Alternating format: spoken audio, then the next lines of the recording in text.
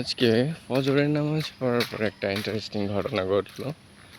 সেটা হলো নামাজ পড়ার পরে মানে সালাম ফেরানোর পরে হালকা তাসবিহ তাহলিল পড়ার পরে মানে খুব জোরে বৃষ্টি হচ্ছিল, মানে যেটাকে ক্যাটস অ্যান্ড ডগ বলে, মুষলধারে বৃষ্টি।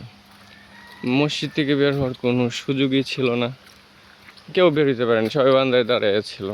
আমিও বারান্দায় দাঁড়িয়ে ছিলাম, তো ভাবলাম যে এখন দাঁড়িয়ে থেকে কী করবো, তো একটু কোরআন শরীফ পড়ি।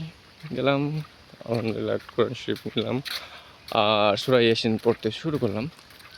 তো একটা খুবই ইন্টারেস্টিং জিনিস হলো এখানে। আমি জাস্ট মনে হয় 9 কিংবা 10 আয়াতে ছিলাম, বা 11 আয়াতে এরকম হবে। তখন বৃষ্টি হঠাৎ করে একটু কমে আসলো, মানে বোঝা যেতেছিল মসজিদের ভেতর থেকে যে বৃষ্টি হালকা একটু কমতেছে। তো অনেকেই, আমি একটু পিছনের দিকে তাকাইলাম, দেখলাম যে অনেকে বের হয়ে যেতেছে, অলমোস্ট সবাই বের হয়ে গেছে। তো মানে একটা সার্টিন পয়েন্টে আমার মনে হচ্ছিলো যে আমিও বের হয়ে যাই, কারণ শিফটে রেখে দিই। তো মনে থেকে গিয়ে আসতেছিল যে না, যেহেতু শুরু করছি সূরাটা শেষ করে যাই। আর বৃষ্টিও তো হচ্ছে, আমার মনের ভিতরে একটা ছিল যে শেষ করলে হয়তো বা আর ভালো কিছু হবে।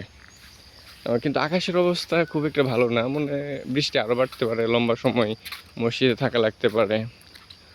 তো আমি ভাবলাম যে মসজিদে থাকলে তো খারাপ কিছু না, যদি বৃষ্টি বেশি আসে, বেশি সময় মসজিদে থাকতে পারলাম, ফেরেশতাদের পরিবেশ, বেশি সময় থাকবো। তো সিদ্ধান্ত পাল্টে পড়া শুরু করলাম, আরও পড়তে থাকলাম। আলহামদুলিল্লাহ সূরা ইয়াসিন শেষ করলাম।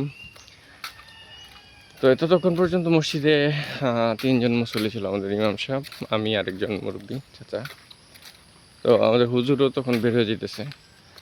তো অল অফ এ সাডেন মানে বৃষ্টি কমপ্লিটলি থেমে গেছে, কমপ্লিটলি।